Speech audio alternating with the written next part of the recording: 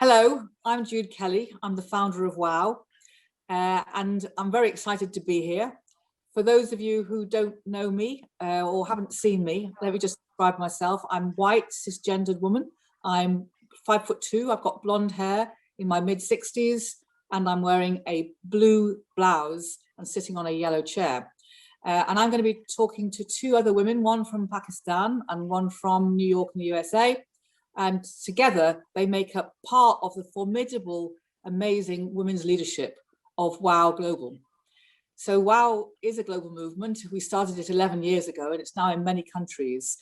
And everybody together tries to think how we will take an unjust world and transform it into a world where women, girls, trans, non-binary have the real opportunity to fully realize their potential and then change the world for all citizens everywhere, because an equal world will be a just world that changes everybody's lives, not just the half of us who at the moment labour under second-class citizenship.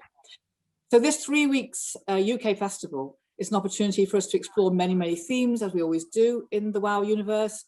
But I want to use this session to find out from Raabia Qadir in Pakistan and Kamilah Forbes in the USA, just what they are thinking about as they construct their WOW festivals and think about their WOW universe. So I'm going to start with Raabia, who is, as many WOW leaders are, a woman in the cultural sector. She's an animator, a designer, and now a playwright. But she's also been curating, one of the curators of the WOW Pakistan for 2 years. So Raabia, just describe yourself visually, if you would, for a minute. Hi, I'm Raabia. I'm 5'8". I have brown skin and black hair, which is very long because of lockdown. And I'm wearing a black top with mirror work, threaded mirror work, which is done in Pakistan. And I'm sitting in front of my bookshelf, which is closest to the Wi-Fi. Yeah, and I can see your books. You've got lots of older books, look like old editions. And I'm always envious of other people's bookshelves. You think, oh, I'd like to go and read that. But I mean, and I know that you've written is it your first play that you've just created? Yes, I did it. I was working on it in 2015 and 16, and it was produced in 2017. And people liked it here, so that was a big thing for me. That's fantastic, and I know that you're working on your second novel, so at least lockdown has that potential for you to just keep on clearing space and time. Yes, I also have 2 kids, so there's a lot of chaos also. Forget it. Forget what I've just said. Okay, if you've got 2 kids and you're homeschooling, forget it. I know that women are brought to their knees by the realization that they are expected to be the carer in every respect, as well as still trying to maintain their careers. And perhaps we'll talk about that in a minute. But what's the weather like? You're in Islamabad, aren't you? What's the weather like there? Yes, it's cool, but spring is in the air, so it's nice. It's not sweater weather anymore, so that's great. But it's still pleasant. You can sit in the sunshine and enjoy it these days. I wish we could in the UK. It's pretty bitter here still. So then, Kamilah Forbes, I mean, you are not just the leader, creative leader of the Apollo, but you're also a very, very highly acclaimed theatre director in all kinds of platforms across the US. But would you like to just describe yourself physically? Sure. I am a Black woman, about 5'6". I'm wearing thick black glasses, framed glasses. My hair is tied back, gold hoops, gold jewelry, and a very bright red top. Yes, you look magnificently carved, actually. All aspects of you. So, and what's it like in New York? Because New York can be so bitter in the winter, and then it gets hot very gets hot very quickly. So today we're actually having a nice day. It's about, I mean, nice for this time. It's about 45, 50 degrees Fahrenheit. The sun is out and shining, which is nice. We had a bit of snow last week, and so most of that snow has melted. So yeah, it's a nice, cool, brisk time to have a nice walk. And just in terms of your own personal creative work, what's been happening for you during lockdown? So most recently, as a creative and a director, I adapted a work that I adapted for the stage, which was originally a book called Between the World and Me, that I adapted as a film for HBO that aired this past November. So I shot it, adapted, shot all through parent quarantine. Okay, that's quite a daunting task, and congratulations on doing it. And do you think, because of the appetite that's inevitably changed, going to people having to be online, having to watch stuff online rather than live, do you think that's changed the potential audience you'll get for it? Absolutely. I mean, I think there's so, I think what's also changed the potential audience is the time period. I mean, this book was really in response to the book was written in response to the killings of Trayvon Martin and Eric Garner here in the United States. And what motivated us to make the film was, what the murders of George Floyd and Breonna Taylor. And we wanted to have a true immediate response. I'm a theater maker, as you mentioned. So this artistic response was originally made for the theater. But knowing that we could not bring people together, film was our next option, which we know people have been sitting hours and hours in front of laptops or in front of their television screens. So this was a way that we could have a artistic response, expressing our ideas and politics, and hopefully shifting the public imagination. Well, I think it's amazing to see the outpouring of empathetic and great kind of sense of allyship that happened across the world. And the main thing is, like, not only how do you keep fueling those feelings, but how do you turn that into further strategic action? That's right. But I was going to ask you, Kamilah, I mean, how do you think, WoW at the Apollo is a jubilant and a kind of almost ecstatic experience in my time when I've been there. The music is so amazing. You have great young speakers. The youth movement is very, very strong. And obviously there's a tremendous sense of the mainly Black audience of women feeling that they are prepared to be manning the barricades because it was ever thus. There's a really strong, a bold sense of activism. Do you think the pandemic will make women in the WOW that you're curating next, do you think it will make them even bolder, or has it exhausted us because we've been sent back to our houses, back to our domestic duties, and back to lost jobs, actually? I think it's a little bit of both. I think this year has done a bit of both, right? I think it's emboldened our sense of social justice. I think in America, due to our most recent presidential leadership, it has even fueled other activist movements to an increased level of participation.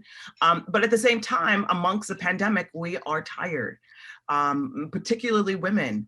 And Raabia, I heard you, as a mother, I'm a mother as well with a 4-year-old, not only has this year been an extremely trying year because of leadership, the quarantine and COVID has made it also physically and health exhaustion, right? Because we're having to worry about our lives, our family members, their lives, their survival. So, our hope for WOW is that it is a safe space for healing, for transformation, but also hopefully for rejuvenation, because what is very clear is that activism and change happens after consistency of movement. So we hope that this is a reinvigoration so that we can get back out into our lives and daily lives and continue the fight towards equality and justice, and quite frankly, and also visibility. Mm-hmm. What are standout moments for you about WOW at the Apollo? Mm-hmm. Things that you think, oh yeah, that's a kind of fantastic memory that I can hold on to. One of my most standout moments was our last WOW. And at our last WOW, we had a summit that is curated every single year. Our teen producers curate an event called Teen Summit. This is curated by teens. These are teen panelists that are speaking. It is run by teens, it's moderated by teens, it's introduced by teens. We as Apollo staff just step back and watch. But it was one of the most riveting discussions because of their honesty, their bravery, their ability to truly not hold back their opinions. I was so inspired, quite frankly, by that conversation and by that event that they produced, and also watching our young people who put it together, the pride that they had in what they had accomplished, right? Not only did they present this event, but there were hundreds of other young people that came out to bear witness. And that was something, the act in and of itself was also powerful, as well as the content. So yeah, that's a really standout moment. And obviously with Kamala Harris there, there is another beacon, another role model, another look, it can be done. And that I hope will shape young women's ambitions across the US and across the world. Do you think that she, WOW Apollo, again, gets great speakers and great leaders to come and talk. So hopefully she'll be one of them. Listen, you said it, Jude. I love that thinking. We would absolutely love Kamilah speaking at WOW and at the Apollo. That would be a complete honor for us. We went to the same alma mater. She's a Howard University grad. I think it would only be fitting that she comes to the Apollo. So I think we'll begin to start our campaign for our next WOW to have her as our featured speaker. Great, let's do that. And Raabia, coming back to Pakistan, tell us a little bit about how COVID, because I think one of the things that COVID's done is we've certainly in the UK, our home news is just UK, COVID all the time. And then a little bit about the US elections and occasionally a little tiny snippet about something else. So we haven't really had much news about what's the impact of COVID on Pakistan, and on women in Pakistan. Can you tell us a little bit about that? I think, like the conversation is going, I think a lot of the pandemic has unified a lot of experiences for women. So some things, when the first lockdown happened, we saw that because there would be restrictions on where you can go out, when you can go out, what you can do in the outside world. So restaurants were only doing takeaways. But what we would see would be women would be confined by the rules. They would wear their masks, they would stick to the rules, and men would, I think it sounds very unfair to say, generalize it, but still you would see lots of groups of boys parking their cars and hanging out, because public space is a space that men can be in and not have to answer the same way as women. And we saw that, I think, a lot, that for women, because again, because of what Pakistani society is like, we are taught, we are to a great extent expected to conform to rules. So when rules were put in place, most women conform to those rules. But it was, I think in some ways it was much harder for men to do that. So I think it was hard for women because when you're stuck at home, I think I teach part-time at a women's university. So I have teen and 20-year-olds that I interact with, who I had to interact with the same way through a computer screen. And I think it took such a big toll because when you go outside the house for studies, you have the time when you're in the car or when you're walking or when you're taking the bus, you have that time to sort of yourself. And when you get there, you have the time to focus on your studies. But when you're at home, somebody opens the door, somebody asks you to get up and get something. And because it's, again, it's a patriarchal system primarily, it's mostly when you asked younger people and mostly women or girls. So I knew that the girls who were, sitting on the other side of the screen were being disrupted in their studies. They did not even have the time to sort of segregate in their mind that now is study time, now I can focus on this. I think that has taken a big toll on women's mental health here. and we'll only be able to talk about it more when things start to go back to normal. Yeah, I think that's something that's been such a shock for societies that don't describe themselves as patriarchal. I mean, I think all societies are patriarchal, but some impose it more rigorously and consistently than others. But the essential ingredients are there in all societies, and certainly in the UK, it was like a shock when women realised that yes, they were going to be asked to stay at home, and yes, they were going to be the ones to look after the children, and yes, they were going to be the ones whose career, if they had one, had to be given second place. And I think it's made a lot of women shocked. But as Kamilah says, we haven't been able to gather. So it's a shock that's experienced along with isolation. And it's going to need some knitting back together again. I mean, when I've been to the WOW in Pakistan, there's been thousands, 9,000, 10,000 people swarming around the festival site, excited and listening to all kinds of quite radical things, but also, eating and drinking and watching martial arts, and the whole thing that WOW is something for everyone. What for you have been important moments in the WOWs?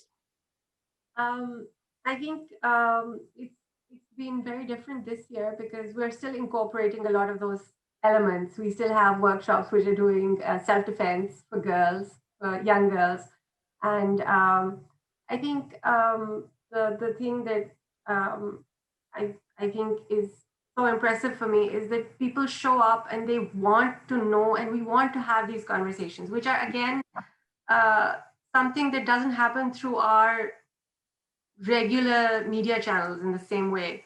So like when we were talking about this and it was decided that it would be digital, so we thought of the digital medium as a reclaiming from big broadcasting, because you have more democratic selections. People get to choose what they see, and you can have more conversations that are not based on what somebody thinks is marketable. So I think that for me is the biggest thing that WOW gives us, that it gives us a space to have conversations that women here want to have. So we're about to launch our UK festival, but at the same time we have WOW in Pakistan and WOW in Nepal, and we have WOW in Turkey, in Istanbul. And so, Kamilah, I'm interested to know whether in your incredibly busy timetable, how much does it matter to you that you can look at WOW activity in other parts of the world, Brazil, etc., and if you like, get to know those people and get to know the projects and ideas that they're working on as well? Well, what's interesting is that this year has been a silver lining for just that, right?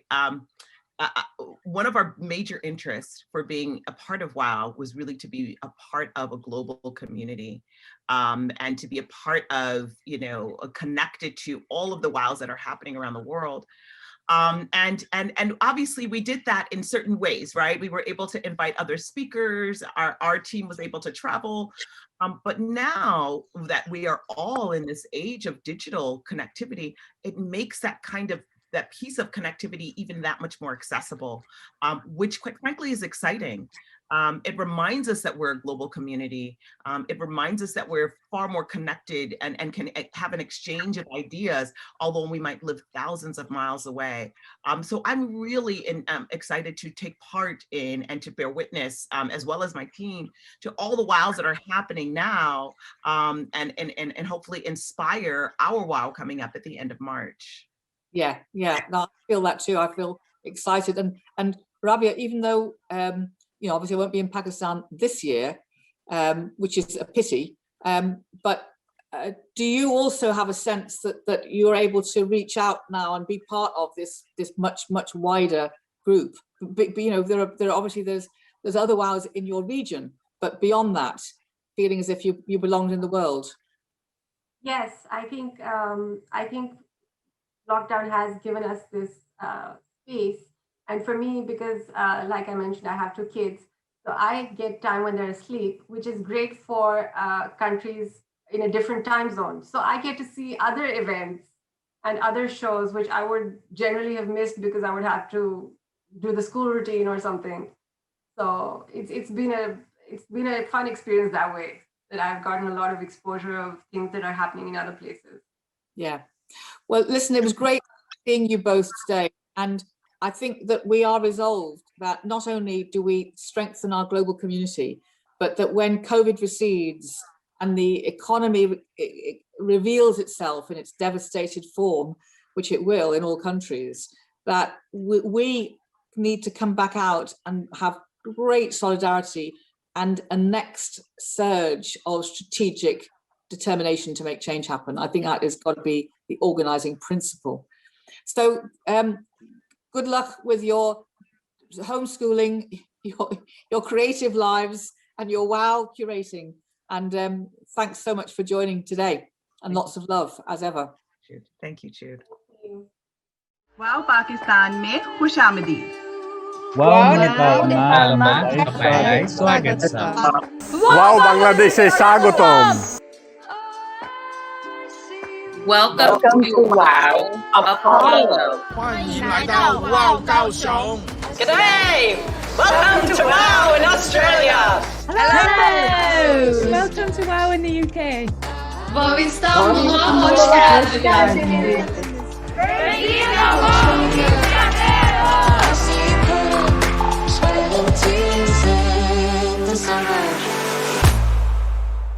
Wow, that makes me feel so emotional just to see that energy and that determination. I'm Jude Kelly. I founded the WOW Women of the World movement over 10 years ago, and I did it because I really want gender justice in this century, preferably in my lifetime, but certainly for my daughter and my granddaughter. It's been an incredible time. COVID has made us all see so vividly what happens when you have intersectional injustice, but we also can see the glimmerings of fantastic acts of creativity and resilience where we can see change could be possible right across the world if we see it as systemic and we do it together. For these many years, we've worked with wonderful partners like the Hedges de Marais in Brazil, the Apollo Theatre in New York, the non-for-profit of One Mind in Australia, and the British Council across South Asia. And the result is brilliant festivals and also a kind of network of women, girls, non-binary, trans, who really believe that we can make change happen. And of course, this is about all genders, boys and men too. They are part of this festival, they are part of making change happen. So this month, we've got, coming out of the UK, our 3-week festival online. We've also got festivals in New York, we've got festivals in Australia, we've got festivals in Nepal, in Pakistan, and we're also doing big think-ins. They're moments when all people come together, intersectional, all ages, all backgrounds, to think about what their lived experience means in terms of a festival content, and also to make sure things are both locally relevant, but draw on the stories of the whole world. We're connected, and that's what we must understand. All of this injustice is systemic, and all of change needs to be done systemically as well. So these think-ins are both celebratory and revelatory. They really make people see things in a way that they hadn't done before, because you're working alongside people that you probably wouldn't meet in your normal friendship circle.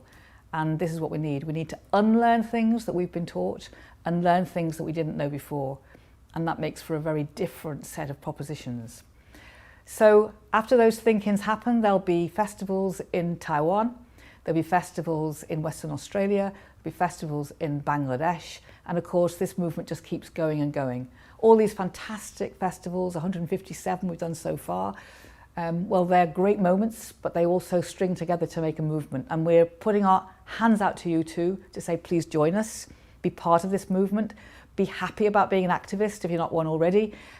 We are standing on the shoulders of people who got us votes, they got us education, they got us sexual freedom, they got us so many things. And isn't it our turn to keep this going and to make change happen in our lifetime? I think so. I know you do too, so please join us.